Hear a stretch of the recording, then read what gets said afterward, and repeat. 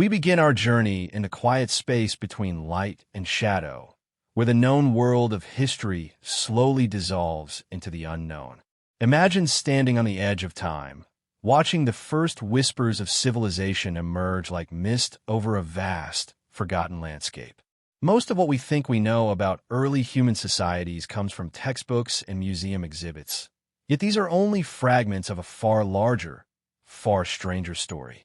Beneath the surface of conventional history lies a web of mysteries, some carefully documented, others whispered in the silent ruins of ancient cities. These civilizations, our distant ancestors, were anything but ordinary, and their lives challenged the very definition of what it means to be normal. From the outset, there's a tension that draws us in, a contrast between the familiar and the alien. We are familiar with kings and empires, with pyramids and temples, with laws and wars neatly recorded on clay tablets or carved into stone. Yet beneath this recognizable surface, there were societies that flourished in ways we barely understand, inventing technologies, social structures, and spiritual practices that seem almost magical to modern eyes. Some left behind monumental architecture. Others left only subtle traces of ritual or artistry, but all carried within them the spark of ingenuity that defines human civilization. These traces, scattered across continents and millennia, are the footprints we will follow. Even the word civilization can feel limiting when we begin to look closer. What do we mean when we say a society was civilized?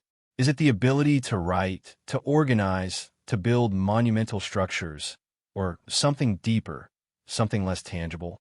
The first people to settle in permanent villages were not normal in any simplistic sense. They experimented with farming, domesticating animals, and crafting tools, often long before written history began to mark their accomplishments. They created art not merely for decoration, but as a reflection of belief, identity, and a desire to connect with the unseen.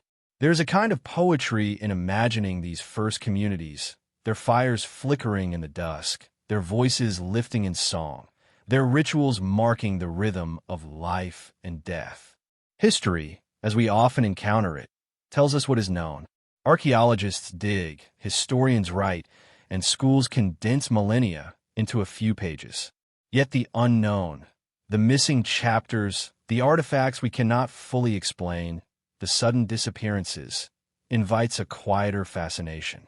It is here, in the space between certainty and mystery, that the story truly begins.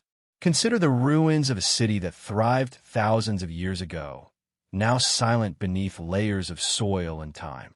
Imagine the laughter of children in those streets, the chants of priests in hidden temples, the labor of builders raising structures whose purpose we may never fully understand. We are drawn not only to what they achieved, but to the questions that remain unanswered. The purpose of this exploration is not to resolve all mysteries, but to sit with them, to notice the strangeness of ordinary life in ancient times. The civilizations we will encounter were neither simple nor entirely comprehensible to us now. Their daily lives, their spiritual practices, their inventions, and even their disappearances tell a story that is layered, complex, and often contradictory. By immersing ourselves in their world, we learn to appreciate not just the grand monuments and famous rulers, but the quiet, persistent ingenuity that allowed these societies to flourish in environments that would seem harsh or impossible.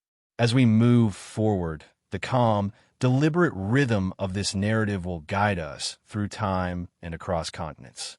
From the first settled villages to the monumental cities of Mesopotamia, from the enigmatic structures along the Nile to the lost civilizations of the Americas, we will encounter achievements and mysteries that challenge our assumptions. And yet, throughout this journey, there will be a gentle constancy, a sense of wonder that is neither hurried nor overwhelming. Our goal is to inhabit these ancient worlds briefly, to witness their rhythms, to sense their creativity, and to leave with an appreciation for the remarkable diversity of human experience. By the end of this section, the listener should feel a quiet anticipation, a gentle curiosity that draws them forward. The known and the unknown will continue to weave together, creating a tapestry of history that is alive, strange, and profoundly human. In this space between fact and mystery, between the ordinary and the extraordinary, we will begin to understand that the oldest civilizations were anything but normal.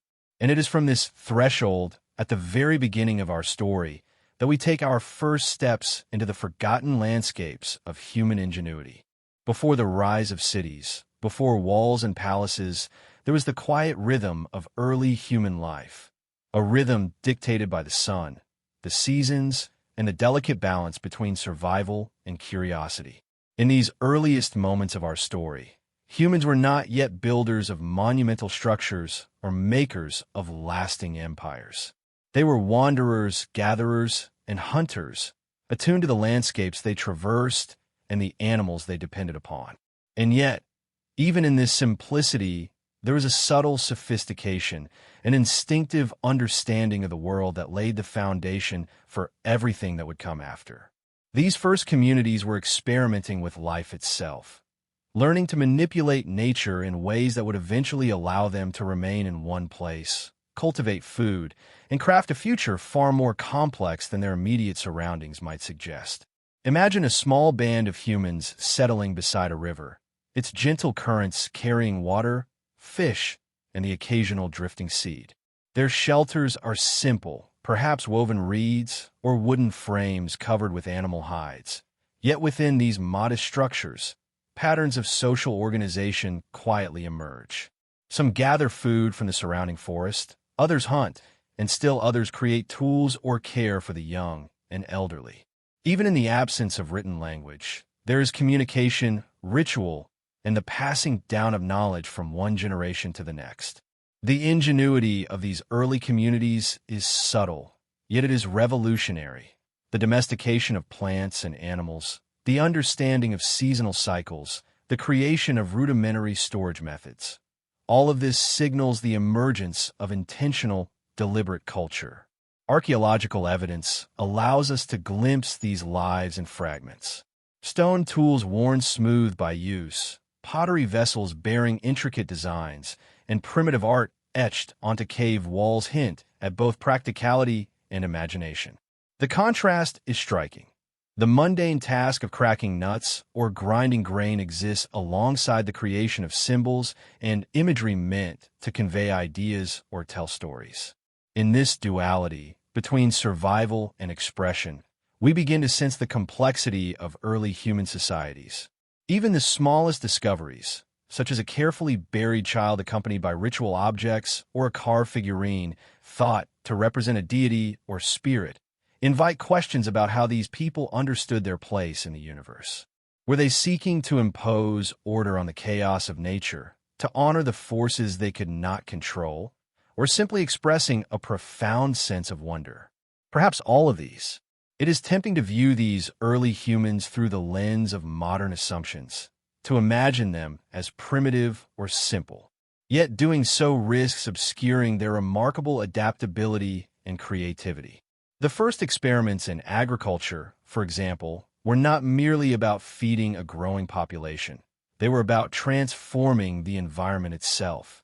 By selectively planting seeds and tending crops, these communities were shaping the land and, simultaneously, reshaping their own social structures. Permanent settlement was no small achievement. It required cooperation, planning, and foresight, qualities that would define civilization itself. The first villages, then, were laboratories of human innovation, quietly defying what we might consider normal for the time. Alongside these practical achievements, there was a spiritual and symbolic dimension to early life. Art, burial practices, and communal rituals suggest that even before cities rose, humans were seeking meaning beyond mere survival. Stone circles, decorated pottery, and cave paintings are not random artifacts. They're deliberate expressions, hints of a consciousness aware of beauty, mystery, and the unseen. In these early societies, the boundary between the ordinary and the extraordinary was porous. Daily life, gathering, hunting, making tools, coexisted with reflection, imagination, and perhaps even early philosophical thought. There was a harmony in this balance, a recognition that to live fully required both sustenance and wonder. Even the smallest settlements reveal remarkable ingenuity. Structures in places like Catalhoyuk, one of the earliest known proto-cities, suggest careful planning, shared spaces, and a complex social fabric. Houses were often interconnected, with walls serving multiple purposes and interior spaces reflecting both functional and aesthetic considerations. Murals and figurines hint at ritual practices, while storage areas suggest an understanding of resource management and community needs. These were not merely shelters. They were spaces where society itself was being invented, a quiet revolution unfolding far from the scrutiny of modern observers. The normal life we might imagine, hunter-gatherers moving in small bands, was only part of the picture. In reality, early humans were experimenting with governance, architecture, and symbolic culture long before kings, scribes, or formal laws emerged. There is a quiet mystery here that invites reflection. How did these early societies transmit knowledge without writing? How did they remember, adapt, and refine techniques over generations? How did they negotiate conflict, share resources, or decide on communal rituals? Each artifact we uncover is a fragment of an intricate story, a puzzle piece of a civilization that is both familiar and profoundly strange. As we consider these questions, we are drawn into a subtle tension between what is known and what remains unknowable. The more we learn, the more mysteries arise, echoes of human ingenuity and creativity that have endured in silence for thousands of years. This section leads naturally to the next stage of human history, the emergence of permanent settlements that would evolve into the first true cities. The early villages, with their careful planning, social structures, and symbolic life, set the stage for larger, more complex societies. They demonstrate that even in the most modest beginnings, humans were capable of extraordinary adaptation and creativity. The roots of civilization lie not in monuments or empires alone, but in the quiet, persistent experimentation of communities learning to live together, to shape the land, and to seek meaning beyond immediate survival. By the end of this reflection, the listener should feel a gentle sense of awe and curiosity, a recognition that the origins of civilization were not simple or ordinary, but rich with experimentation, ingenuity, and mystery. The stage is set for the journey from small settlements to bustling cities, from the quiet innovations of early humans to the monumental achievements of ancient civilizations. In these earliest chapters, we see the first glimpses of a pattern that will continue to unfold throughout history. The tension between the ordinary and the extraordinary, the known and the unknown, the visible achievements and the hidden mysteries that define human life. As the rhythms of early human life settled into patterns of permanence, small gatherings of people began to evolve into something far more complex. No longer merely bands of wanderers or scattered villages, these communities were experimenting with permanence that would soon give birth to the first true urban centers. Life in these early settlements was shaped not only by survival, but by imagination and foresight.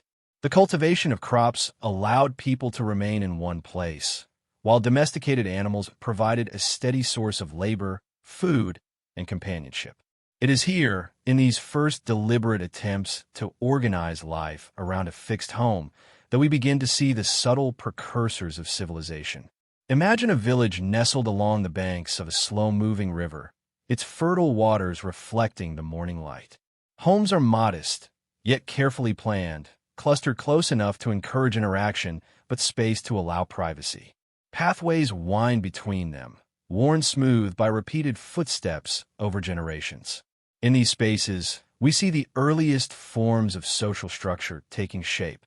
Some individuals specialize in farming, tending wheat or barley, while others craft tools or prepare food. Children learn skills by watching and imitating, and elders pass on wisdom about the land, the seasons, and the stars. Life is ordinary, Yet there is a deliberate order that hints at a broader understanding of cooperation and interdependence. Archaeological evidence from sites, such as Catalhook in modern-day Turkey and Jericho in the Levant, provides a window into these evolving communities. Houses were not merely shelters, but integrated spaces, often connected to one another in ways that encourage shared living and cooperation. Walls served practical purposes of protection and demarcation, yet they also carried symbolic weight, marking the boundaries of social and sacred spaces. Storage areas indicate an understanding of resource management, suggesting that these early communities were capable of planning ahead, storing surplus crops, and preparing for lean seasons. Such planning required communication, organization, and a shared vision, qualities that would become hallmarks of later cities and civilizations.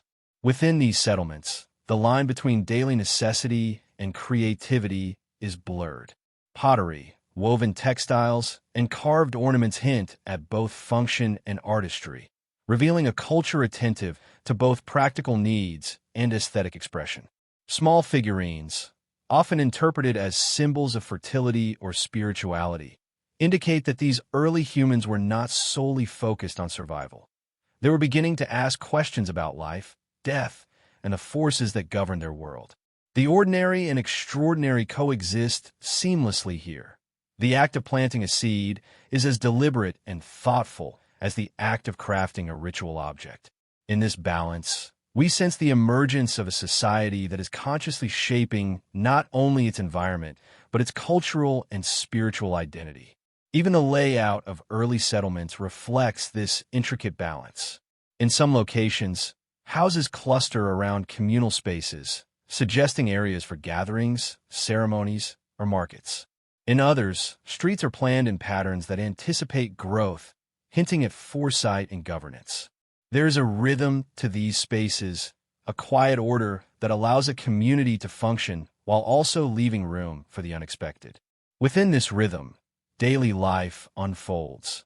Children play along the paths, elders converse beneath shaded alcoves, and rituals mark the passing of the seasons.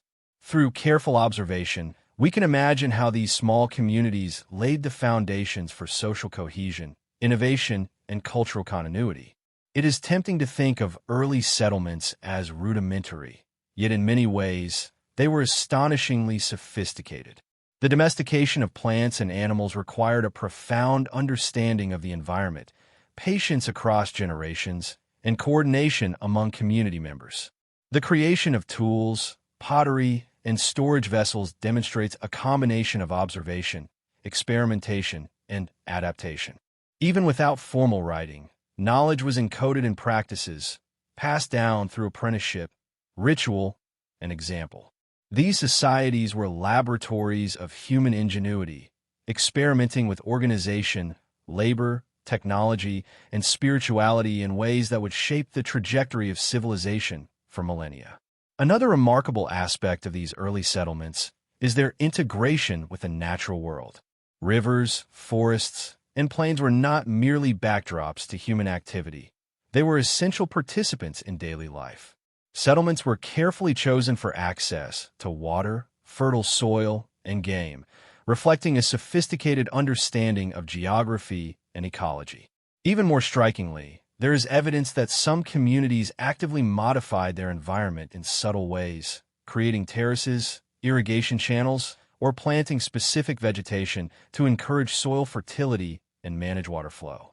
The ordinary act of survival is thus intertwined with an extraordinary sensitivity to the land, a harmony that modern urban planning often overlooks. Alongside practical ingenuity, there is an enduring sense of mystery and symbolism. Artifacts suggest that early settlements were also spaces for reflection, celebration, and ritual. Figurines, painted walls, and ceremonial objects hint at a spiritual life that coexisted with daily labor. By tending fields, caring for animals, or preparing food, humans were participating in a cycle of life that had practical and symbolic resonance. They were learning to anchor themselves in both time and space, to create continuity between past, present, and future. These patterns of practice, belief, and social cooperation formed the invisible architecture upon which later cities and civilizations would be built. As villages expanded and populations grew, the need for organization became increasingly important. Disputes had to be resolved, resources allocated, and collective decisions made. In some communities, this may have been informal, mediated by elders or respected members. In others, rudimentary governance structures emerged, hinting at early forms of leadership, law, and societal regulation. These small experiments in organization prefigured the complex hierarchies and institutions that would define later civilizations. The lessons learned in these villages, the coordination of labor, the storage of surplus, the planning of communal spaces, were the stepping stones towards cities that could sustain tens of thousands of people. The transformation from village to city was gradual but profound. The earliest settlements show us that civilization did not appear fully formed, but was instead the cumulative result of generations of experimentation, adaptation, and creativity. The ordinary rhythms of daily life, planting, building, trading, and celebrating, intersected with extraordinary acts of innovation, spirituality, and social coordination. In witnessing this delicate balance, we gain insight into the quiet brilliance of early humans, whose ingenuity and resilience would shape the course of history. By the end of this section, the listener is invited to appreciate that civilization did not begin with monumental structures or written laws alone. It began with small, persistent communities learning to cooperate, innovate, and reflect upon their place in the world. The stage is now set to explore the first complex societies, those early cities where ordinary life and extraordinary ambition intertwined, giving rise to civilization as we have come to know it. The journey from village to city reminds us that the foundations of society are built not only on bricks and clay, but on curiosity, ingenuity, and a quiet determination to shape the future. From modest villages that first dotted fertile river valleys, human society began to coalesce into something far grander, the first true civilizations. Among them, Mesopotamia stands as a cornerstone, often called the cradle of civilization, yet its story is far stranger and more intricate than mere titles suggest. Between the Tigris and Euphrates rivers, vast stretches of marshland and fertile plains nurtured the rise of city-states like Uruk, Ur, and Eridu. These early cities were remarkable not only for their scale, but for the sophistication of their social, technological, and spiritual life. Yet there is a tension inherent in Mesopotamia's story, a contrast between the known achievements of writing, law, and monumental architecture, and the mysteries that still linger beneath the soil.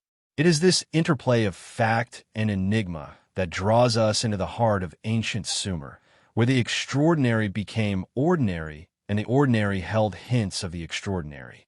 Picture the streets of Uruk over 5,000 years ago.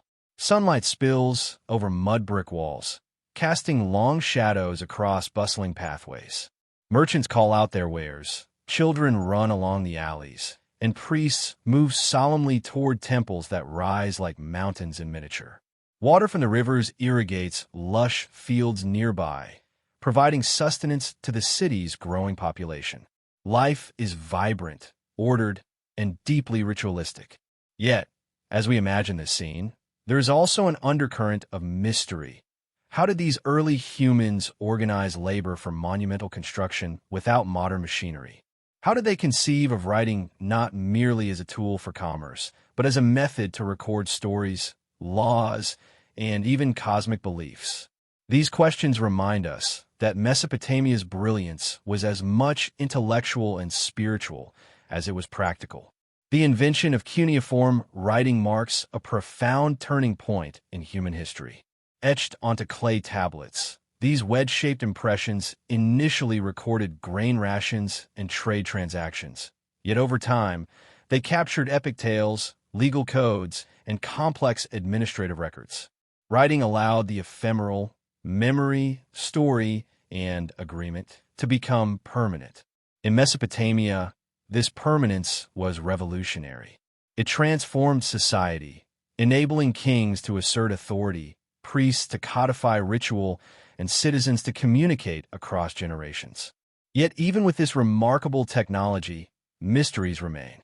Many tablets are still undeciphered or incomplete, hinting at ideas and stories we may never fully understand. The presence of such artifacts illustrates a civilization that was deeply practical, yet profoundly curious, continuously probing the boundaries between survival and meaning. Mesopotamian society was structured around a delicate interplay of ordinary life and ritualized order. Farmers worked tirelessly in the fields. Artisans shaped pottery and metal, and traders journeyed along rivers and canals. At the same time, towering ziggurats, step-like temples rising toward the sky, serve as physical and spiritual centers of the city. These monumental structures were more than architectural feats. They embodied the Mesopotamian understanding of the cosmos. The ziggurat connected earth to heaven, human to divine, the mundane to the sacred. In their shadows, everyday life unfolded. Yet every action was subtly linked to a larger cosmic order, creating a rhythm in which work, faith, and governance were inseparable. The social fabric of Mesopotamia was intricate and multifaceted. Kings ruled with the support of priests, scribes managed records with painstaking care, and citizens navigated a world defined by both law and ritual.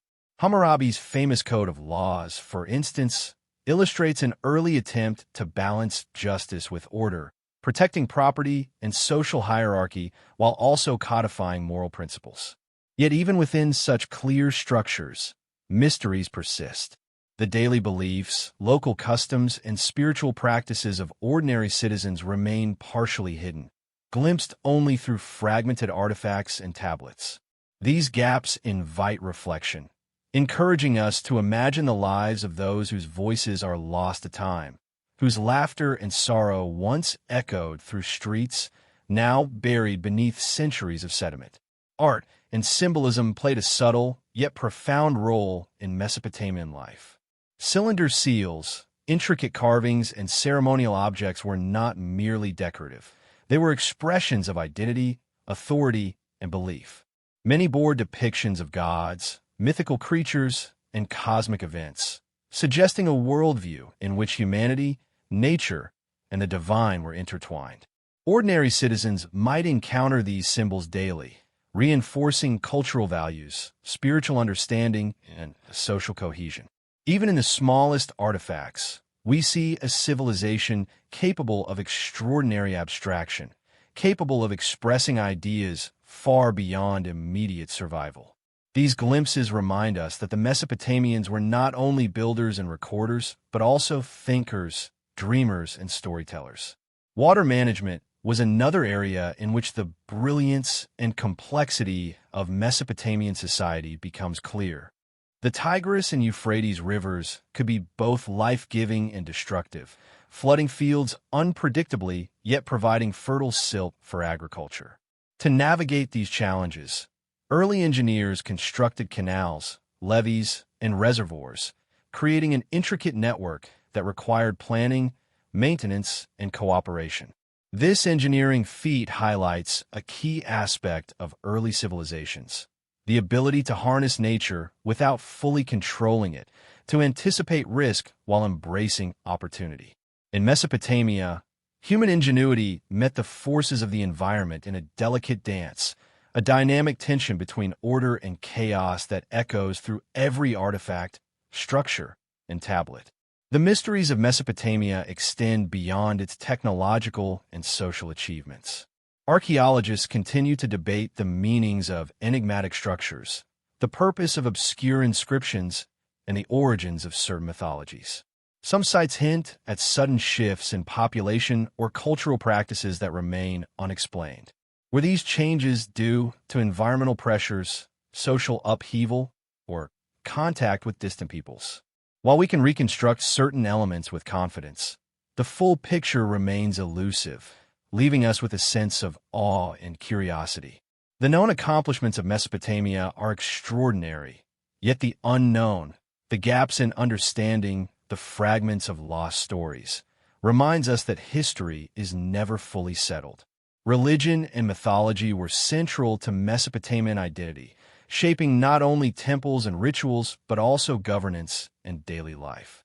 Gods were thought to influence every aspect of existence, from the growth of crops to the success of trade, and citizens engaged in practices to honor, appease, or seek guidance from these deities. Festivals, offerings, and prayers were woven into the fabric of ordinary life, creating a rhythm that linked the mundane with the divine. In this intertwining of the everyday with the cosmic, we see a hallmark of early civilization, an understanding that human existence is both practical and spiritual, tangible and mysterious, ordinary and extraordinary. As we reflect on Mesopotamia, it becomes clear that this civilization was not a simple stepping stone in human history, but a complex, living system in which technology, governance, art, and spirituality converged. The streets, temples, and canals of its cities reveal a society capable of extraordinary coordination and creativity, yet still shrouded in questions that challenge our modern assumptions. Its people were both practical and imaginative, building enduring achievements while leaving traces of mysteries that continue to captivate archaeologists and historians alike. By the end of this section, the listener should feel a quiet fascination with the layered complexity of Mesopotamia, understanding it not just as the birthplace of civilization, but as a society where the ordinary and extraordinary existed side by side. The journey from these early city-states will eventually lead us to the Nile, to the deserts and rivers of Egypt, where human ingenuity would once again intersect with mystery, creating monuments that continue to inspire awe today. The story of Mesopotamia is a reminder that the oldest civilizations were never truly ordinary. They were experiments in human potential, teeming with innovation, spirituality, and enigmas waiting to be explored. As the great rivers of Mesopotamia nurtured the first cities, another river valley, equally fertile and equally mysterious, gave rise to a civilization whose monuments would echo through millennia: the Nile River Valley.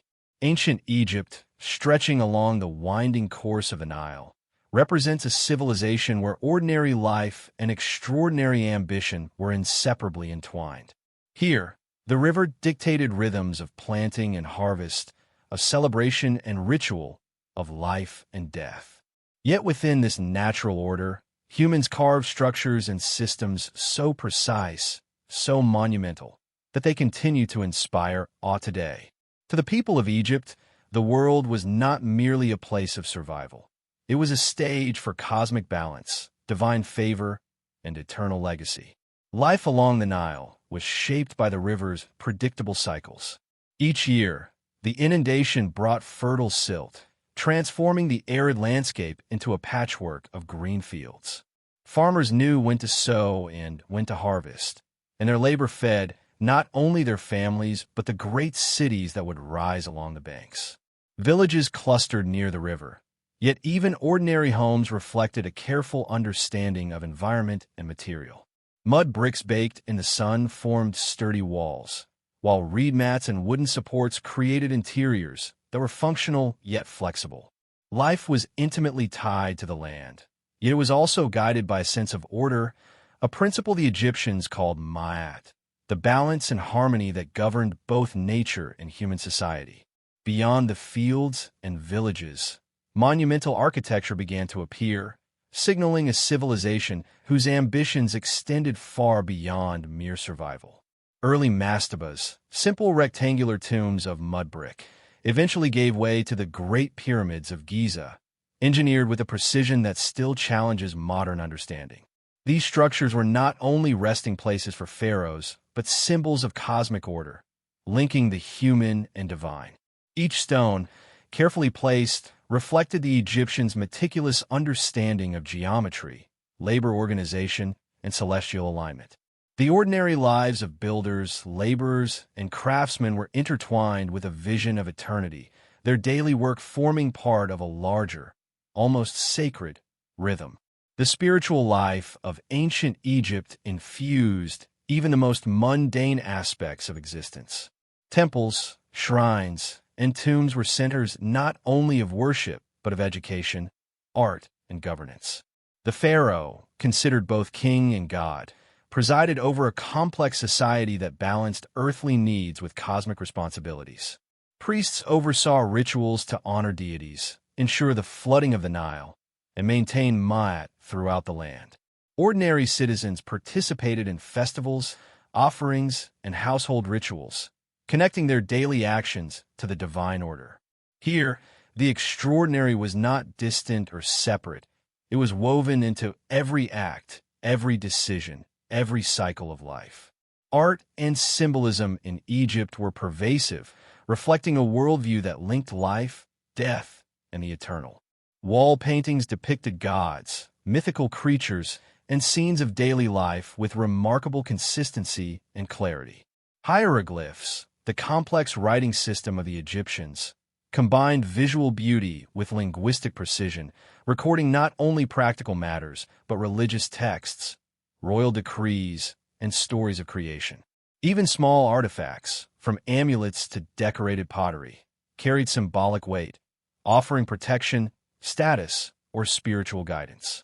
In this blending of artistry and utility, Egypt reveals a civilization in which aesthetic expression was inseparable from function, and the ordinary was imbued with profound meaning.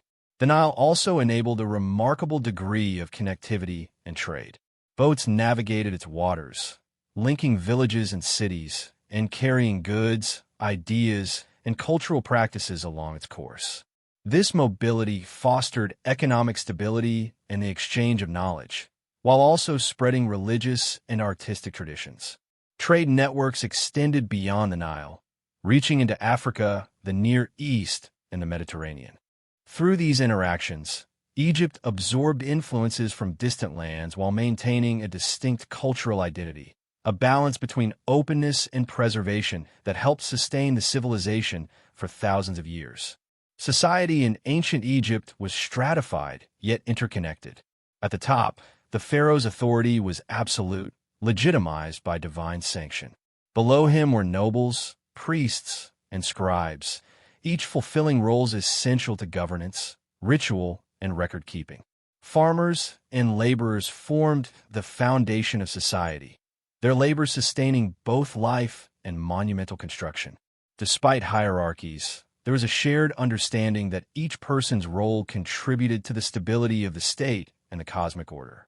Ordinary lives were thus infused with a sense of purpose, a quiet awareness that even routine work was part of something larger, something eternal. Death, in Egypt, was as significant as life, perhaps even more so.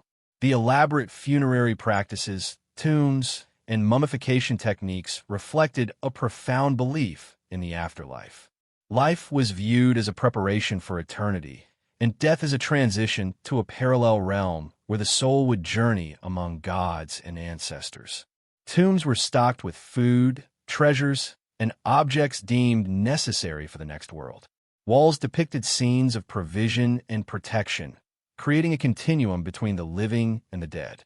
In this way, the extraordinary, eternity, the divine, was never separate from the ordinary rhythm of life. It was its natural extension.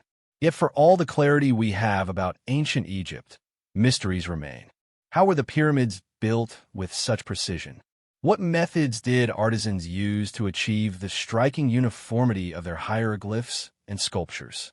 What daily rituals and unwritten customs shaped the lives of ordinary Egyptians, whose voices survive only faintly through fragments of material culture? These unanswered questions remind us that history is never complete, and that even the most studied civilizations hold secrets. The known accomplishments of Egypt are dazzling, but the unknown elements, the techniques lost to time, the beliefs we cannot fully grasp, invite reflection, wonder, and a quiet reverence for human ingenuity. Environmental factors also shaped Egyptian civilization in ways both ordinary and extraordinary. The Nile's annual flooding was predictable, yet required careful planning to harness its benefits and mitigate its dangers. Agricultural cycles dictated festivals, work schedules, and community rhythms.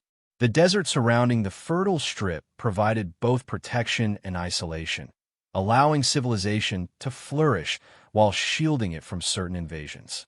This delicate balance between dependence on nature and adaptation to it underscores a recurring theme.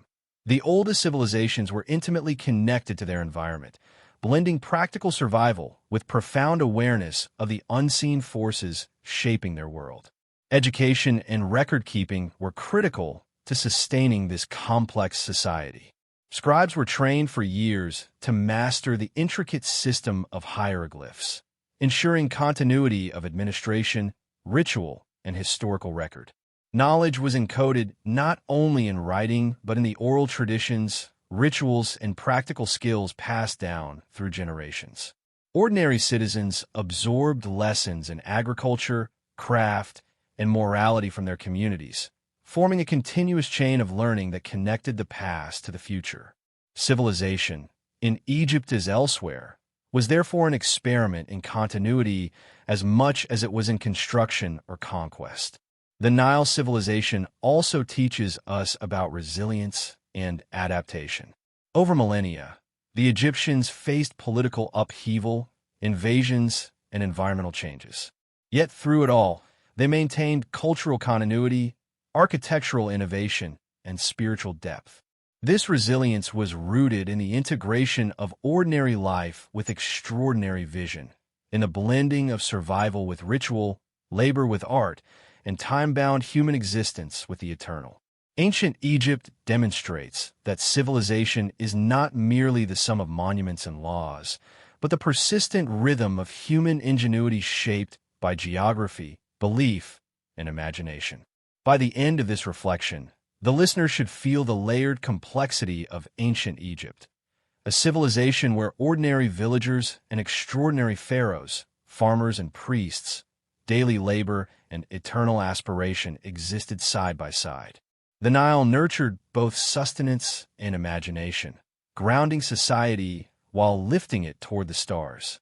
As our journey continues from the fertile Nile to the distant valleys of the Indus and the mountains of the Andes, we carry with us an understanding that the world's oldest civilizations were never ordinary in the conventional sense. They were extraordinary experiments in human potential, balancing survival, creativity, and mystery in ways that continue to resonate today.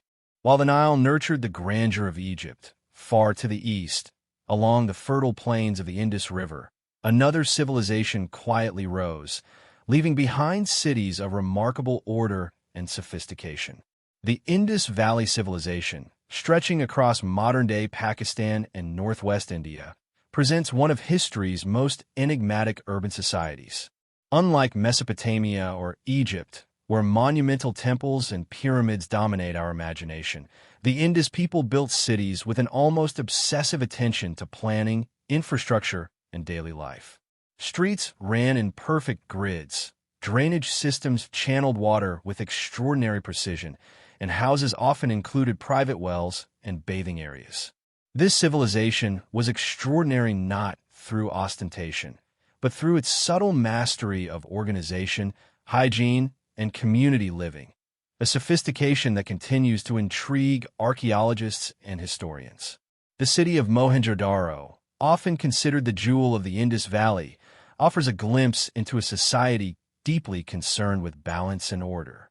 As we imagine walking its streets, we picture broad avenues intersecting at right angles, flanked by brick homes, some 2 stories high. Courtyards open to sunlight, while narrow lanes connect neighborhoods in a rhythm both practical and harmonious. The Great Bath, a large water tank, stands as both a technical marvel and a symbol of communal life, suggesting ritual or social function beyond mere utility. In these physical structures, the Indus Valley Civilization demonstrates an understanding of urban life that is both meticulous and graceful, where ordinary daily practices were elevated through design and foresight. The ingenuity of the Indus people extended far beyond city planning. Their writing system, still largely undeciphered, hints at a sophisticated communication network that may have included trade records, administrative oversight, and cultural storytelling.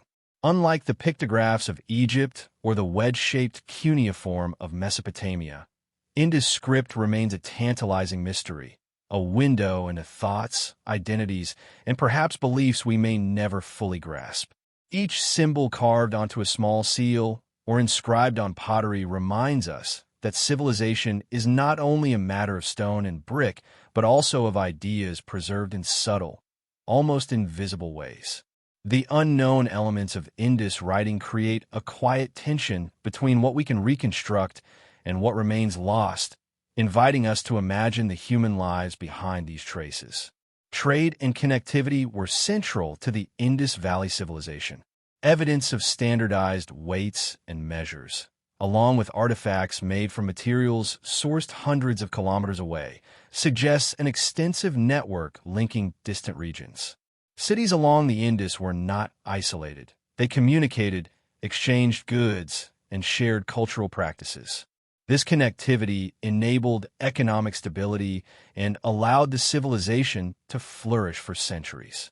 Yet there is an eerie sense of disappearance, as though a curtain fell suddenly on a thriving culture. The reasons for its decline remain uncertain. Environmental changes, shifts in the river's course, or other unknown factors may have contributed. The combination of remarkable achievement and abrupt disappearance deepens the allure of the Indus mystery. Religion and ritual in the Indus Valley remain enigmatic, largely because the script is undeciphered and temples, if they existed, have yet to be clearly identified. Yet figurines, seals, and symbolic motifs provide subtle clues. Some images suggest reverence for mother goddesses, fertility symbols, and possibly proto-Shiva figures, while water-related structures hint at purification or ritual bathing. Unlike the monumental religiosity of Egypt or Mesopotamia, the spiritual life of the Indus people seems integrated into daily practice, suggesting a society where the sacred and the ordinary coexisted seamlessly. Ordinary citizens may have engaged with the divine not through grand ceremonies, but through the rhythms of water, work, and communal spaces, a spirituality embedded in the fabric of life itself. Hygiene and public health were astonishingly advanced in this civilization. Cities boasted covered drains, sewage channels, and organized waste management systems. Houses were equipped with private bathing areas, and wells provided access to clean water. Such attention to sanitation indicates an understanding of community well-being rarely seen in other contemporary societies. Ordinary life was thus enhanced by extraordinary foresight, where everyday actions, washing, cooking, and disposing of waste, were part of a larger strategy to sustain urban health. The Indus Valley civilization demonstrates that innovation need not always be monumental to be profound. Sometimes it resides in the quiet infrastructure that allows life to flow smoothly, safely, and efficiently. Art and craftsmanship, though less ostentatious than in Egypt, reveal a civilization of refinement and skill. Small seals carved with animals, mythic figures, or geometric patterns suggest not only aesthetic sensibility, but also a system of identification and communication. Jewelry, pottery, and tools display careful workmanship, blending functionality with beauty. In every artifact, there's a sense of deliberate thought, a meticulous attention to detail that transforms ordinary objects into expressions of identity and culture. The artistry of the Indus Valley civilization reinforces a recurring theme in early civilizations. The extraordinary can reside not only in monumental grandeur, but in careful, subtle mastery of the everyday. The social structure of the Indus Valley remains a puzzle. Unlike Mesopotamia or Egypt, there is little evidence of palaces or ostentatious burials, suggesting a society that may have been more egalitarian or less overtly hierarchical. Administrative control seems to have been exercised through urban planning, standardization, and trade networks rather than centralized kingship. Scribes, merchants, artisans, and laborers appear to have been coordinated in a system that valued order, efficiency, and collaboration. Ordinary citizens contributed to the functioning of cities in ways that remain largely hidden from us, yet their roles were clearly essential to the success of this civilization. There is a quiet elegance in this social design, a harmony between individual labor and collective achievement. The mystery of the Indus Valley deepens with its sudden decline. Around 1900 BCE, cities that had thrived for centuries were abandoned. The reasons remain speculative. Shifts in river courses, climate change, or perhaps internal social upheaval may have contributed. Unlike other ancient civilizations, which often left elaborate explanations of conquest, disaster, or divine mandate, the Indus Valley seems to have quietly disappeared, leaving behind streets, drains, and artifacts that speak of life without explaining its end.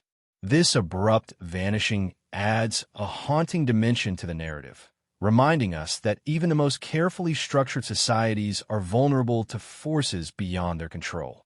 Environmental interaction was central to the civilization's stability and vulnerability. The Indus River provided fertile soil, water for crops, and a means of transport. Seasonal variations required planning and adaptation, and citizens developed tools and practices to manage irrigation and agriculture. Yet the same river that sustained life may have also contributed to decline, as shifts in its flow or prolonged droughts could disrupt cities dependent on precise water management. Here, we see a recurring motif in ancient history. Human ingenuity can achieve extraordinary feats, yet remain subject to the vast, unpredictable forces of nature. Education, craft, and skill were transmitted quietly yet effectively in the Indus Valley. Artisans, builders, and traders learned techniques passed down through generations, ensuring the continuity of urban sophistication. Unlike the written codices of Egypt or Mesopotamia, knowledge may have been more embedded in practice, in craft, and in oral tradition.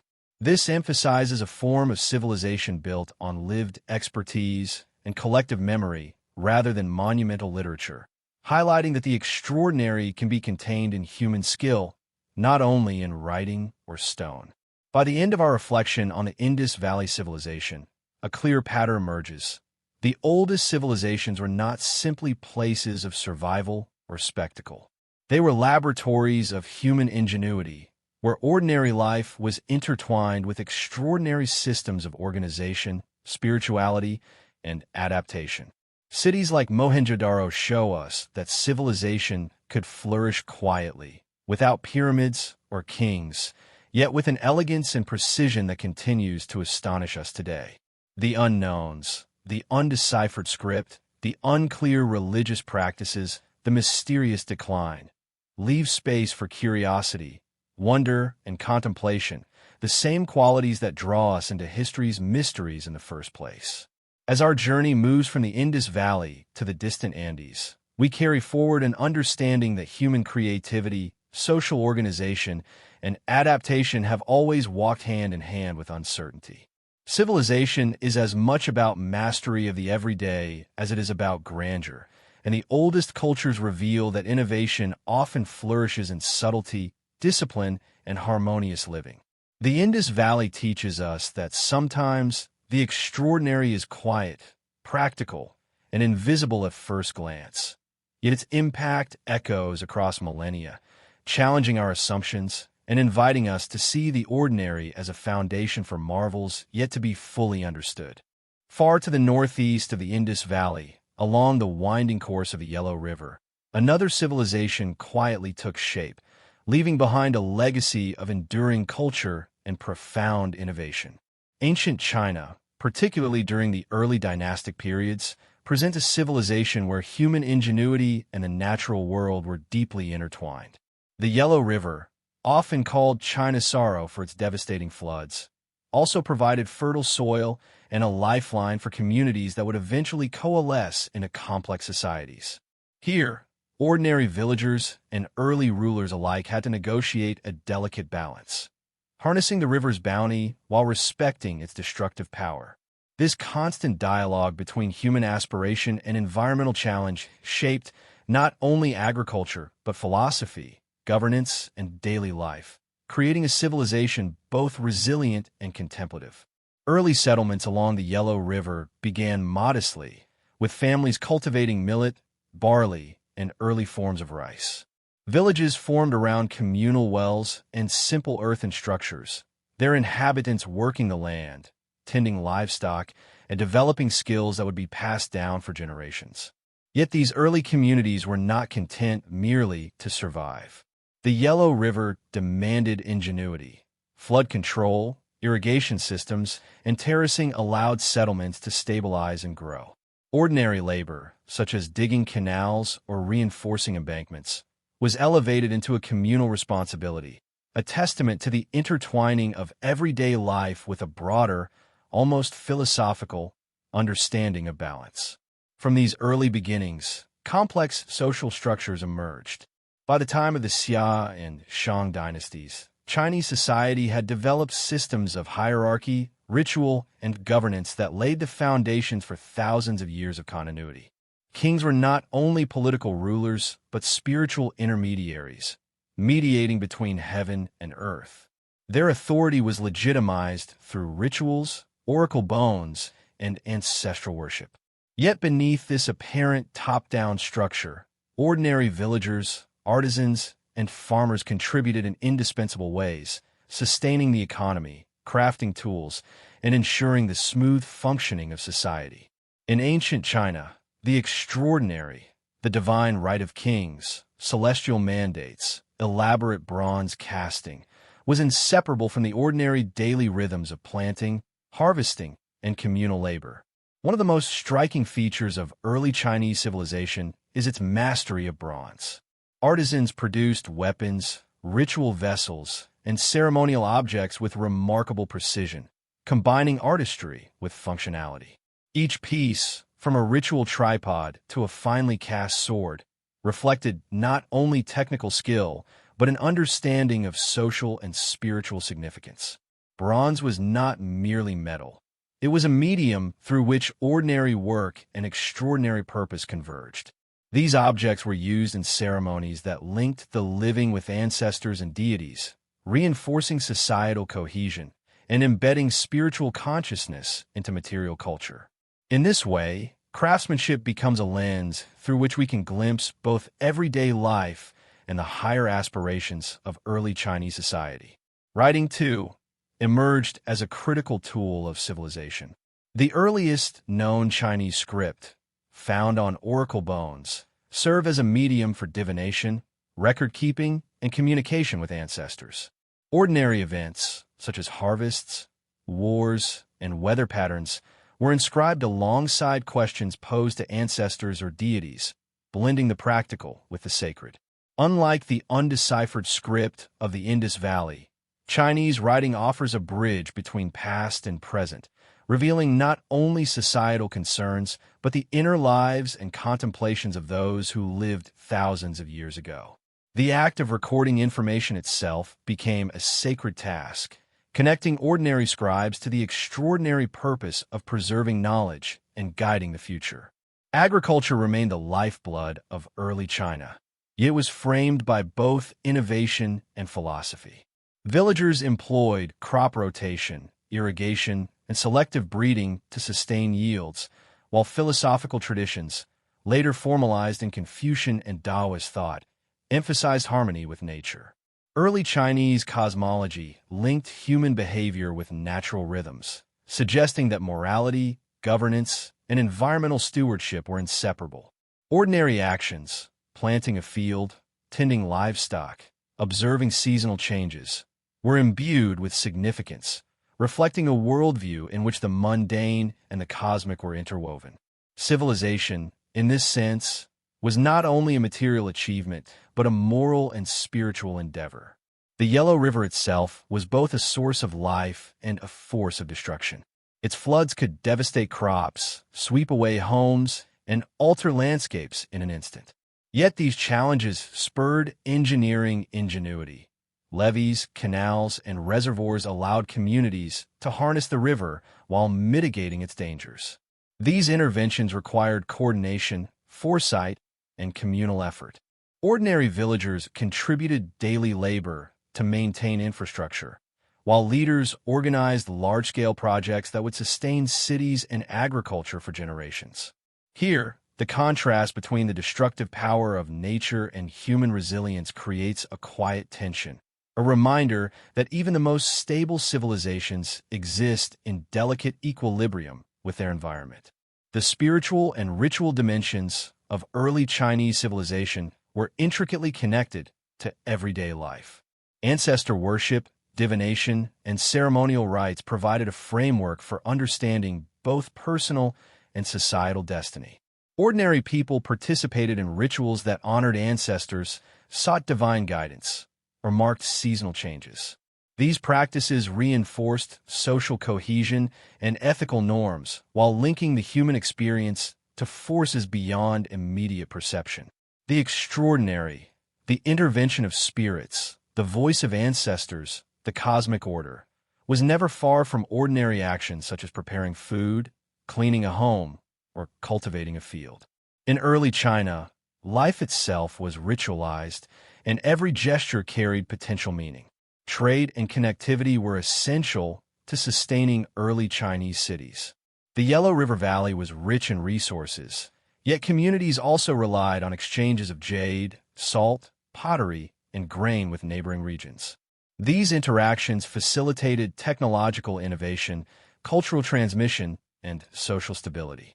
Even ordinary merchants and craftsmen contributed to a network that extended influence beyond local settlements, demonstrating how everyday labor and ingenuity underpinned the extraordinary achievements of early Chinese civilization. Economic networks, often invisible to us today, allowed for resilience, cultural continuity, and the dissemination of ideas that would shape China for millennia. Art, literature, and music flourished alongside practical innovations. Early bronzes were accompanied by pottery, carved jade, and musical instruments, suggesting a society attentive to aesthetic experience. Music and ritual were intertwined, regulating both communal gatherings and spiritual observances. These cultural expressions illustrate the blending of the ordinary and extraordinary. Music accompanied labor, dance mirrored seasonal changes, and visual art reinforced both social norms and spiritual beliefs. Civilization, in this sense, was not merely functional. It was a carefully woven tapestry in which daily life and higher aspirations coexisted seamlessly. Education and transmission of knowledge were central to sustaining this civilization. Scribes, artisans, and elders passed skills, rituals, and wisdom to the next generation. Practical knowledge, such as farming techniques, water management, and metallurgy, was embedded in everyday practice, while philosophical reflection guided moral and social behavior. Ordinary life and extraordinary vision were thus inseparable. Mastery of material reality coexisted with ethical reflection and spiritual consciousness. Civilization became a living dialogue between past and present, the mundane and the sacred, labor and thought. Political structures evolved to balance local autonomy with centralized authority. Early dynasties relied on familial and regional networks to govern effectively, while kings and chieftains enacted laws, organized labor, and maintained rituals that legitimized authority. Ordinary citizens followed rules, contributed labor, and observed customs, forming the backbone of political stability.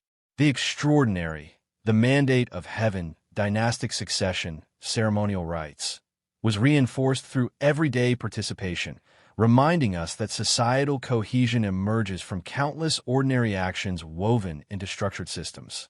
By the end of our reflection on ancient China, the Yellow River civilization emerges as a testament to resilience, ingenuity, and harmony with nature. Ordinary farmers, artisans, scribes, and laborers shaped the material and cultural foundations of a society that would influence history for thousands of years.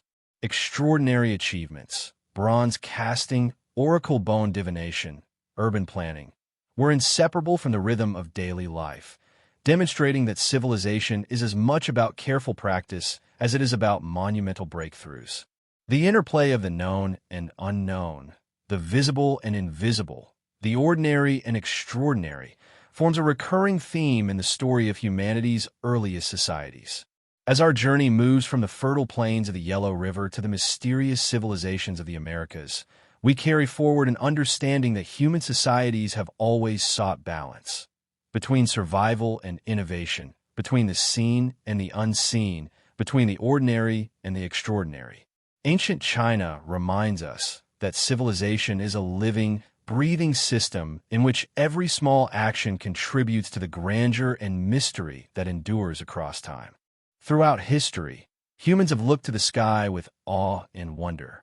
The night sky, dotted with stars, planets, and constellations, has always served as a source of inspiration and curiosity. Ancient civilizations, though far removed from our modern scientific understanding, were deeply connected to the heavens. Their myths, structures, and even everyday life were influenced by their observations of celestial bodies. But beyond mere fascination, was there something more significant behind their focus on the stars? Were ancient peoples simply stargazers, or did they have an advanced understanding of astronomy, one that surpasses what we might expect from their time? The Egyptians, for example, were pioneers in the study of the stars, and the alignments of their temples and pyramids suggest a profound relationship with the cosmos. The Great Pyramid of Giza, one of the most famous monuments in the world, is aligned with almost perfect precision to the cardinal points. This alignment, many researchers believe, was no accident. It was intentionally designed based on the movement of celestial bodies. The builders of these monumental structures didn't just have a rudimentary understanding of the stars. They seemed to comprehend the motions of the heavens in a way that modern astronomers might admire. As you gaze at the night sky, the stars appear to be fixed in place, but they're in constant motion. The Egyptians, like other ancient civilizations, understood the cyclical patterns of the stars, particularly the movement of the sun and the moon.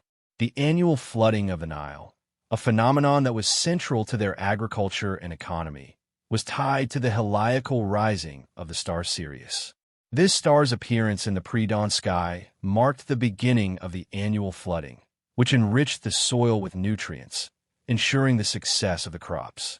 The precision of this celestial event is astounding, suggesting that the Egyptians had knowledge of the star's behavior that was far beyond simple observation. They could predict it to the day. The connection between ancient astronomy and agriculture is not unique to Egypt. In Mesopotamia, the Babylonians were keen astronomers who tracked the movements of planets with meticulous precision.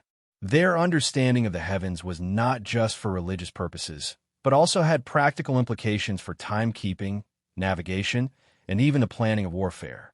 They divided the sky into 12 sections, corresponding to the zodiac signs that we still use today, and their advanced methods of celestial observation allowed them to predict lunar and solar eclipses. This knowledge was passed down through the centuries, influencing not only their successors, but also shaping the foundation of Western astronomy. In Central America, the Maya civilization reached even greater heights in terms of their astronomical knowledge. The Maya developed an intricate understanding of the solar and lunar cycles, along with the movements of Venus. The famous Maya calendar, often associated with the so-called end-of-the-world prophecy, was based on their deep understanding of these celestial patterns.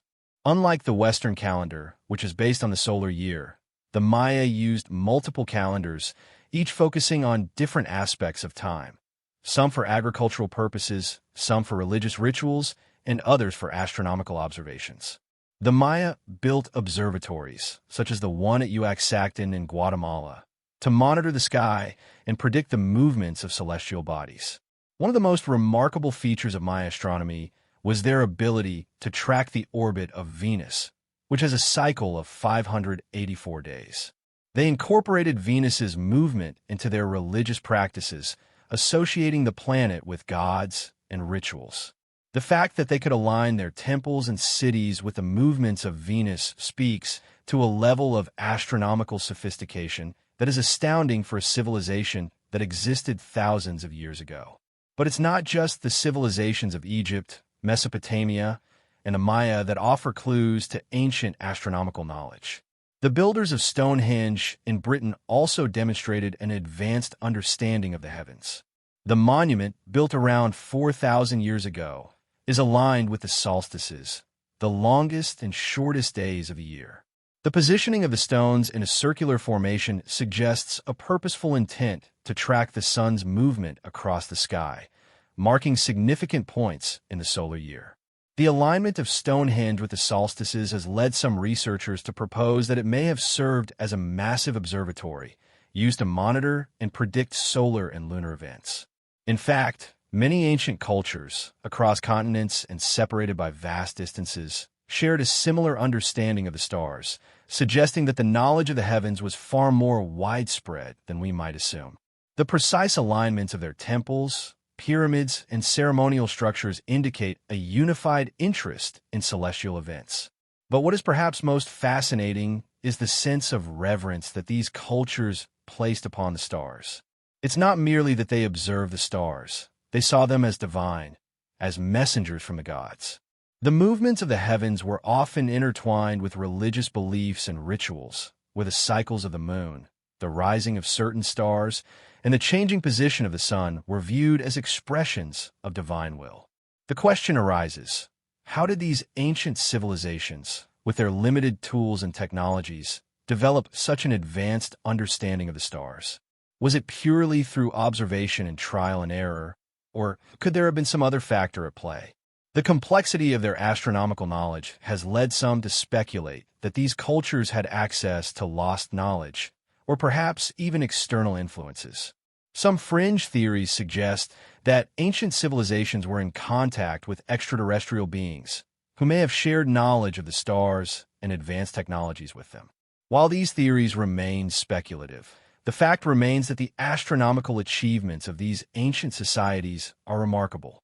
The precision with which they constructed their temples, pyramids, and observatories, aligned with celestial events, suggests a profound connection to the sky. It's as if they were trying to decode the mysteries of the cosmos, deciphering the stars, mapping the heavens, and understanding their place in the universe. Whether these ancient peoples had access to knowledge we've since lost, or whether they were simply more attuned to the rhythms of the earth and sky, there is no denying the deep connection they had with the cosmos. As we look up at the night sky today, with all our modern technology and knowledge, it's easy to forget how much our ancestors knew about the stars. Their obsession with the heavens wasn't just a fascination with the unknown, it was an essential part of their worldview, shaping everything from their religious practices to their daily routines. The ancient focus on the stars reveals a universal human desire to understand the world around us and our place in the universe. In the end, perhaps the most striking mystery of ancient astronomy is not how these civilizations were able to observe the stars, but why they felt such a deep connection to them. What did they believe the stars could teach them? What truths did they think could be unlocked by studying the heavens? As we continue to uncover the secrets of these ancient civilizations, we are left with more questions than answers. But one thing is certain. The celestial connection these cultures had with the stars was far more intricate and profound than we ever could have imagined. The Great Pyramid of Giza, standing tall and solitary against the Egyptian skyline, is one of the most iconic structures in human history. For thousands of years, it has been a subject of fascination, awe, and mystery. It is one of the 7 wonders of the ancient world, yet it remains one of the least understood monuments, even as modern technology and archaeology continue to probe its secrets. The pyramid's precision, its astronomical alignments, and the sheer scale of its construction have led many to question how such a structure could have been built with the tools available to the ancient Egyptians. Was it simply the product of a highly skilled civilization, or is there more to the story? The Great Pyramid is not just an architectural marvel. It is an enigma wrapped in layers of history and mystery. Built around 4,500 years ago, it was the tomb of the pharaoh Khufu, or Cheops, and served as a symbol of the pharaoh's divine power and the promise of immortality. Yet, as time has passed, we've discovered that the pyramid is far more than just a tomb. It is a structure filled with hidden chambers, intricate passageways, and precision alignments that challenge our understanding of ancient engineering. The question of how and why it was built has puzzled archaeologists, historians, and even fringe theorists for centuries. Despite decades of study, the full purpose of the pyramid remains elusive. One of the most enduring mysteries surrounding the Great Pyramid is how it was constructed. Conventional history tells us that the pyramid was built using massive limestone blocks, each weighing several tons, and that the construction took place over a period of 20 years. This explanation, however, fails to account for the sheer scale of the project, the remarkable precision of the pyramid's alignment, and the apparent lack of evidence for the labor force that would have been required. Mainstream archaeologists suggest that tens of thousands of workers, possibly slaves or laborers, toiled to build the pyramid. Yet, this theory leaves many questions unanswered, particularly regarding the logistics of such an immense undertaking. The pyramid's construction techniques continue to baffle modern experts. How were these massive blocks transported from quarries miles away? How were they lifted into place with such precision, without the benefit of modern machinery? Some theories suggest that ramps were used, but no definitive evidence of such ramps has ever been discovered.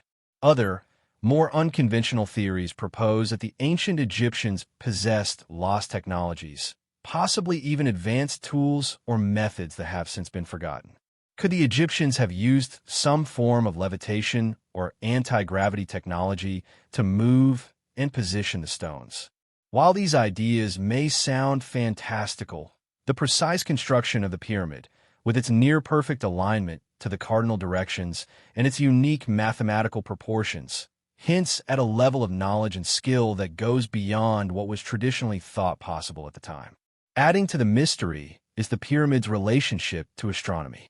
The Great Pyramid is aligned almost perfectly with true north, an achievement that would have required an advanced understanding of the stars and the Earth's rotation. The alignment is so precise that modern instruments can barely detect a deviation. Some have argued that this alignment was no accident, but rather a deliberate act tied to the ancient Egyptians' deep fascination with the heavens. In fact, the pyramid's design may have had a purpose beyond serving as a tomb. Its connections to the stars, and particularly to the star Sirius, suggest that the pyramid could have also functioned as a celestial observatory or even a representation of the cosmic order. There is also the question of the so-called King's Chamber inside the Great Pyramid. The chamber, which sits at the heart of the pyramid, contains a sarcophagus that is too large to have been used for Khufu's burial. In fact, no mummified body has ever been found in the pyramid, leading some to question whether it was ever meant to be a tomb at all. The sarcophagus, made of granite, is also a source of mystery. Its dimensions, weight, and material suggest that it was created with an advanced level of craftsmanship that is difficult to reconcile with the supposed tools and methods of the time. What role did this chamber play, if not as a tomb for the pharaoh? Beyond the Great Pyramid, the entire Giza Plateau is a vast complex of monuments and structures that further deepens the mystery. The Sphinx, with its enigmatic face and body, is another puzzle that has intrigued scholars for centuries. The fact that it is aligned with the rising sun and its connection to the nearby pyramids suggests that it too was part of a larger celestial system. But what was its true purpose? Was it simply a symbol of royal power, or did it have a deeper, more symbolic function? The erosion patterns on the Sphinx have also led some researchers to suggest that it may be much older than traditionally believed, potentially dating back to a time when the Nile River's climate was much wetter. Could the Sphinx be a relic of a long-lost civilization, predating the Egyptians themselves? As we explore the mysteries of the Great Pyramid and its surrounding structures, we are faced with a tantalizing possibility that the ancient Egyptians may have had access to knowledge and technologies that were far more advanced than we realize. Some fringe theories even suggest that the Egyptians, or the builders of the pyramids, may have had contact with extraterrestrial beings who shared advanced knowledge with them. This theory is often dismissed by mainstream scholars, but the sheer complexity and precision of the Great Pyramid, coupled with the absence of conclusive evidence regarding its construction, has led some to wonder if the pyramid's creators had access to lost technologies or knowledge from beyond Earth. While mainstream Egyptologists are quick to dismiss such theories, the fact remains that many of the Great Pyramid's mysteries have yet to be solved. Throughout history, there have been whispers of secret societies, groups that guarded knowledge, passed down ancient wisdom, and held powerful secrets from the rest of the world.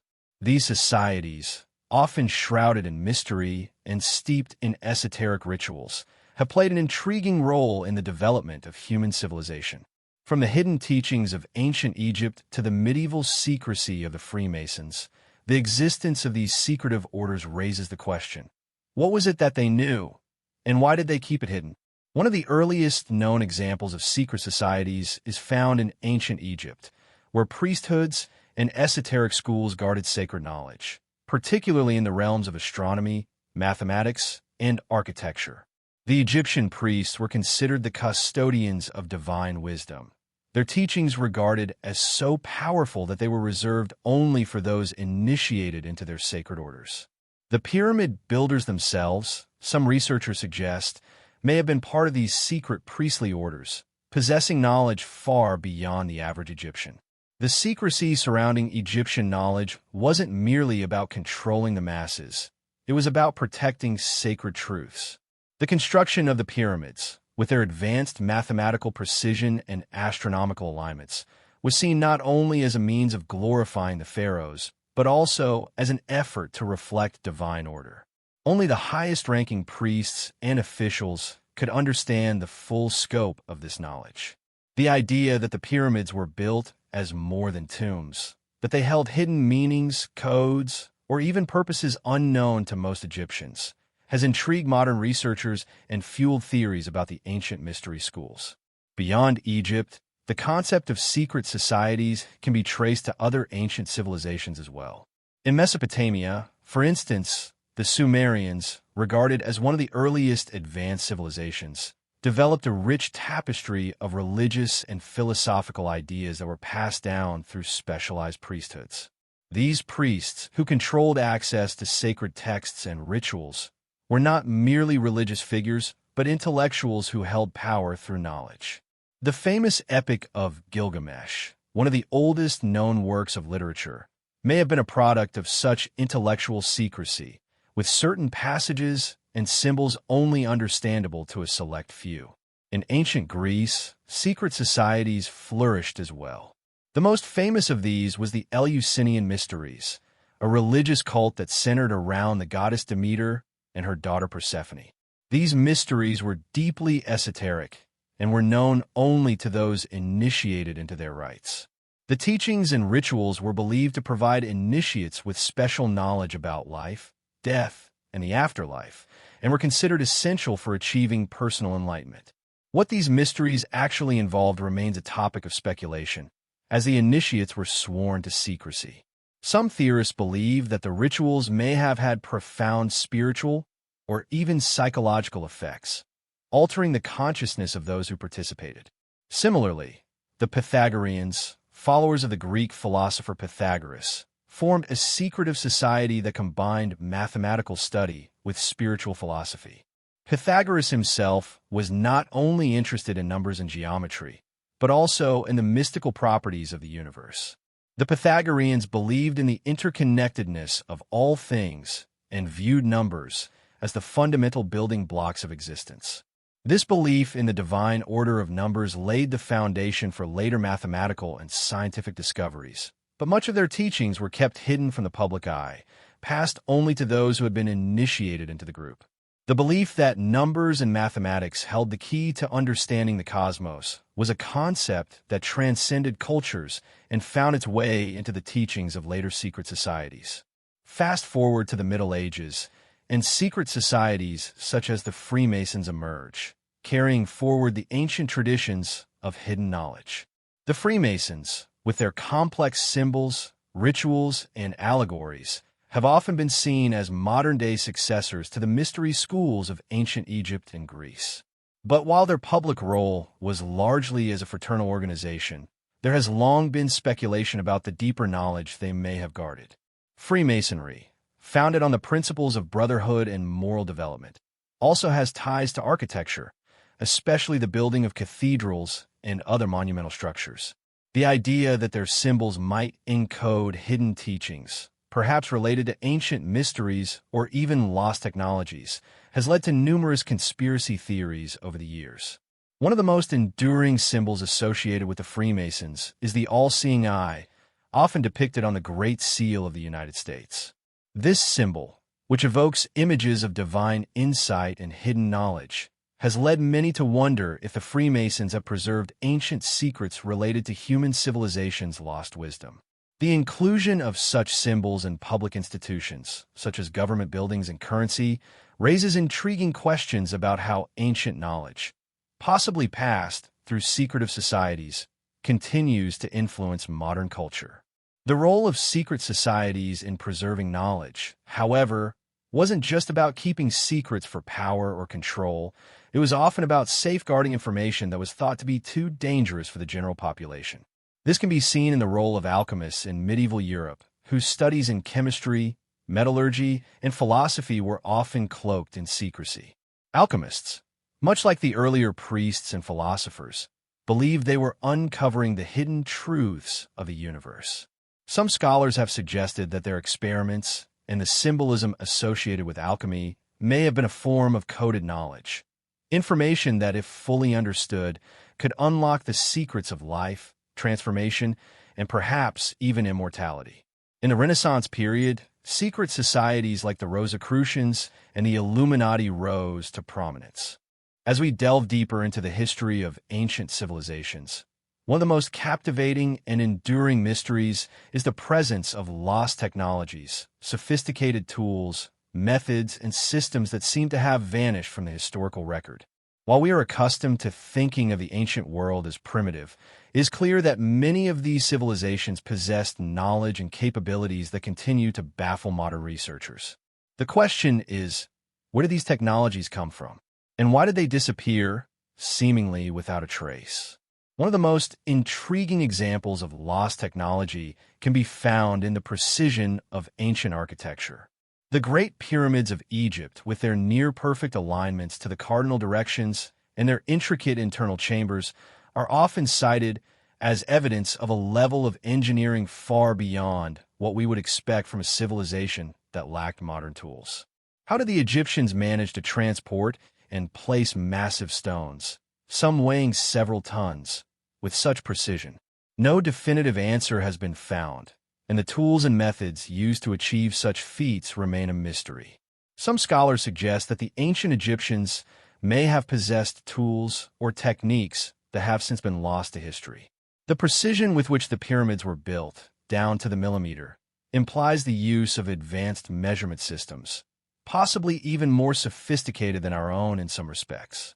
While archaeologists believe that ramps were used to transport the stones, the absence of direct evidence for these ramps has led some to speculate that the Egyptians may have employed a different method altogether. Could they have used sound or resonance to move and lift the massive stones? Could ancient builders have discovered a method of manipulating gravity using sound waves or electromagnetic fields that we have only recently begun to understand? This idea of lost technologies is not confined to ancient Egypt. In fact, similar questions surround many other ancient wonders, from the stone megaliths of Stonehenge to the intricate masonry of the Inca in South America. The Inca Empire, which flourished in the Andes before the arrival of the Spanish in the 16th century, is another example of a civilization that seems to have possessed advanced knowledge of construction and engineering. The Inca constructed massive stone structures, many of which fit together so perfectly that not even a blade of grass can fit between the stones. This dry stone construction technique, which required no mortar, is still a mystery. How did the Inca shape and fit such massive stones with such precision, using only rudimentary tools made of bronze and stone? The answer may lie in a deeper understanding of materials. Some researchers suggest that the Inca may have known how to soften and manipulate the stones before shaping them, a method that could explain the seamless fits seen in their stonework. Could they have used heat or other natural forces to soften the stones before carving them into shape?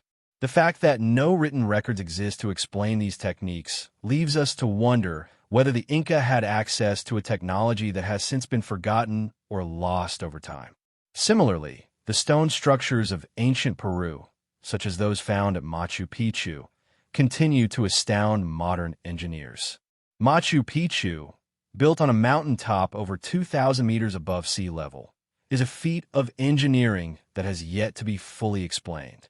The precision with which the stones were cut and placed, sometimes with interlocking joints that fit so perfectly it is impossible to insert a knife between them, suggests that the Inca may have had access to technologies that we no longer possess.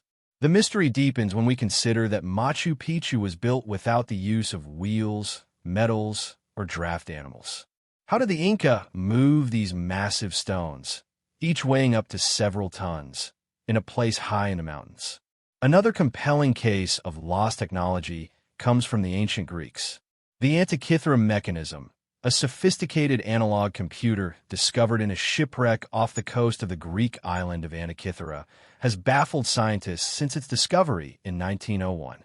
The mechanism, which dates back to around 100 BCE, was used to predict astronomical positions and eclipses.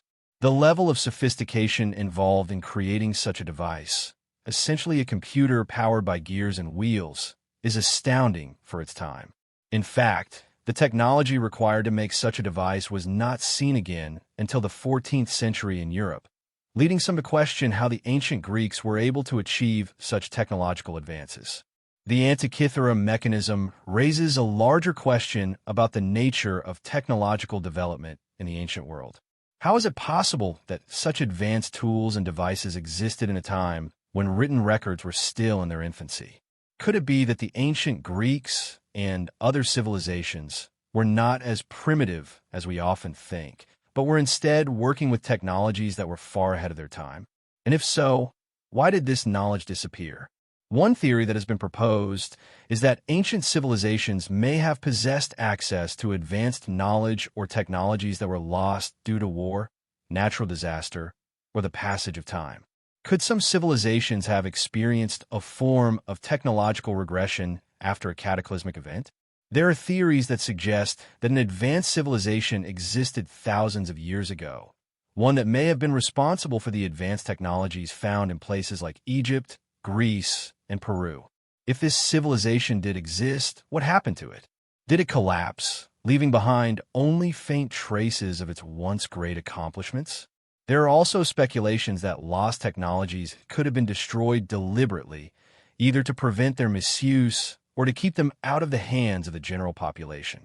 In ancient times, knowledge was power, and some groups may have chosen to keep certain technologies hidden, using them only for religious or political control. The ancient priests of Egypt, for example, were known to be the keepers of sacred knowledge, and they guarded this knowledge fiercely.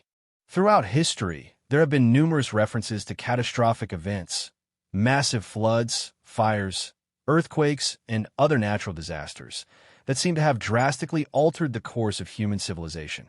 These cataclysmic occurrences, many of which are documented in ancient texts and mythologies, raise the question of whether such events played a role in shaping the course of ancient history and the rise and fall of great civilizations.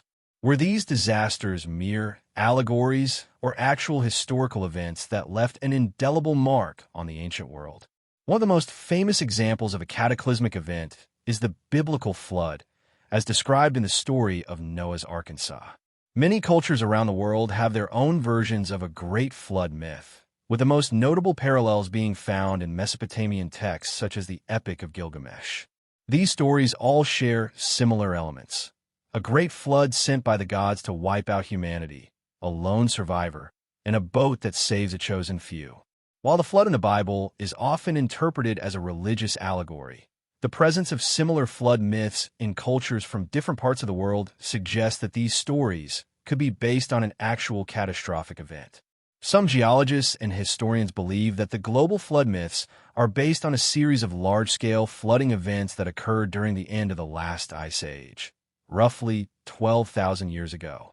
At this time, massive ice sheets began to melt, causing sea levels to rise and flooding coastal regions. The Black Sea flood theory, for example, proposes that the Black Sea was once a small, freshwater lake But when the Mediterranean Sea broke through the Bosporus Strait, it rapidly inundated the surrounding area, submerging entire settlements and drastically altering the landscape. If such an event occurred, it would have had a profound impact on the ancient people living in the region, perhaps even sparking the development of the flood myths that permeate so many cultures. Beyond flooding, there are also accounts of cataclysmic fires, earthquakes, and other disasters that may have shaped the ancient world. The destruction of the city of Pompeii in 79 AD, for example, is a well-known historical event, but it is far from the only example of civilization being wiped out by natural forces. The eruption of Mount Thera, now Santorini, around 1600 BCE had a profound impact on the Minoan civilization, which was thriving on the island of Crete at the time. The eruption is thought to have caused massive tsunamis, ash clouds, and earthquakes, devastating the Minoan society and contributing to its eventual decline. While some scholars argue that the Minoans were already in decline before the eruption, it is widely believed that the disaster accelerated their fall and contributed to the rise of other civilizations, such as the Mycenaeans. Similarly, ancient texts from the Near East and Mediterranean world are filled with accounts of earthquakes, fires, and plagues that seem to coincide with major shifts in the political and cultural landscape. One such event is the mysterious collapse of the Bronze Age civilizations around 1200 BCE. The cities of the Hittites, the Mycenaeans, and the Egyptians all faced significant upheaval during this period, with many cities being destroyed or abandoned. While some scholars suggest that this collapse was due to a combination of internal social upheaval, invasions, and climate change, there is also evidence that massive earthquakes and volcanic eruptions may have played a role in accelerating the downfall of these once great cultures. Another cataclysmic event that continues to intrigue historians and archaeologists is the collapse of the Indus Valley Civilization, which flourished around 3000 BCE in what is now modern-day Pakistan and northwest India. The decline of the Indus Valley remains one of the great mysteries of ancient history. While there are many theories about what led to the civilization's collapse, ranging from changes in climate to internal political strife, some researchers believe that natural disasters, such as earthquakes or flooding, could have played a significant role. Evidence of tectonic activity in the region, coupled with the discovery of ancient riverbeds and sediment layers that suggest periods of severe flooding, leads some to hypothesize that the Indus Valley cities were destroyed or severely impacted by these catastrophic events. The idea of cataclysmic events as drivers of historical change also extends to the ancient Americas. The fall of the Mayan civilization in Mesoamerica is often attributed to a combination of factors, including internal strife, overpopulation, and environmental degradation. However, recent studies have suggested that a series of severe droughts, possibly caused by a changing climate, may have been a major contributing factor. The collapse of the Maya civilization, which had reached its peak around the 9th century, coincided with a period of severe drought in the region. The resulting water shortages and agricultural collapse could have led to widespread social upheaval, forcing the Maya to abandon their cities and centers of power. In the Andean region of South America, the collapse of the Tiwanaku civilization around the 11th century is another example of how cataclysmic events may have contributed to the fall of an advanced culture. The Tiwanaku, located near Lake Titicaca in modern-day Bolivia, was a highly sophisticated civilization with impressive agricultural and architectural achievements. However, by the time the Inca Empire rose to power in the 15th century, Tiwanaku had already been abandoned. Some researchers believe that the civilization's collapse was triggered by a combination of droughts and environmental changes, which affected its ability to sustain its large population and agricultural systems. What is perhaps most fascinating about these cataclysmic events is the way they appear to have been interpreted by the people of the time. In many cases, natural disasters were not seen as random occurrences, but as divine interventions or warnings. In the ancient world, where gods and natural forces were often intertwined, a great flood, earthquake, or volcanic eruption could be viewed as a manifestation of divine will, a punishment for humanity's sins, or a test of their devotion. The stories and myths that arose from these events became deeply embedded in the cultural and religious consciousness of many societies. The notion of cataclysmic events as a form of divine retribution is a theme that runs through ancient religious texts, from the biblical flood to the destructive wrath of the gods in Greek mythology. But how much of this mythology is based on real events? Were these cataclysmic events the result of actual natural disasters, or were they exaggerated over time, becoming larger-than-life tales told to explain the inexplicable? Some researchers believe that these stories may be a form of collective memory, passed down through generations, to preserve the cultural trauma and upheaval caused by these events. In this sense, the ancient flood myths and stories of destruction could be seen as symbolic representations of the real-world disasters that these civilizations. The decline of ancient civilizations is a subject of intrigue, often surrounded by layers of speculation. Some of the most fascinating disappearances are shrouded in mystery, such as the fall of the Maya or the abrupt end of the Indus Valley civilization. Various theories suggest that environmental changes, such as drought or flooding, could have played a significant role. The Maya, for instance, faced severe drought conditions, which may have weakened their agricultural systems, triggering a collapse. Other explanations include warfare, political instability, or economic crises, but the truth is often elusive. These mysteries invite us to reflect on the fragility of human civilizations, prompting us to reconsider our own societal structures and environmental impacts. While history does not always offer clear answers, these enigmatic declines continue to captivate us, urging us to learn from past mistakes and navigate our present challenges more wisely. Their fall serves as a stark reminder that even the greatest empires are vulnerable to the tides of time and circumstance. While much of what we know about ancient civilizations has been uncovered, many mysteries still remain hidden beneath the surface. There are countless lost cities, mysterious artifacts, and abandoned structures that continue to defy explanation. The concept of Atlantis, for example, has sparked centuries of debate, with some believing it was a real civilization that mysteriously sank into the ocean. Similarly, the Nazca lines in Peru remain an unsolved puzzle, massive geoglyphs that can only be fully appreciated from the sky, their purpose still debated. The idea that these ancient cultures were not just survivors, but sophisticated societies with knowledge and technology far beyond what we understand, challenges our perception of history. Every discovery is a step closer to understanding the depth of human history, yet each unanswered question reminds us of how much still lies beyond our reach. The legacies of ancient civilizations are far more than just remnants of the past. They're living testaments to human ingenuity, creativity, and resilience. From the architectural marvels of the Egyptians to the astronomical advancements of the Maya, these cultures have provided the foundations for many of the systems we still use today. The Sumerians introduced writing, the Greeks contributed to philosophy, and the Romans influenced law and governance. Their knowledge of mathematics, medicine, and engineering shaped the modern world in ways we may not even recognize. However, their stories are not just about achievements. They also serve as cautionary tales about the fragility of societies. The rise and fall of civilizations remind us that no society, no matter how advanced, is immune from collapse. As we look to our future, the wisdom embedded in these ancient cultures about sustainability, community, and governance offers invaluable lessons we can apply to modern-day challenges. The study of ancient civilizations takes us beyond mere historical inquiry.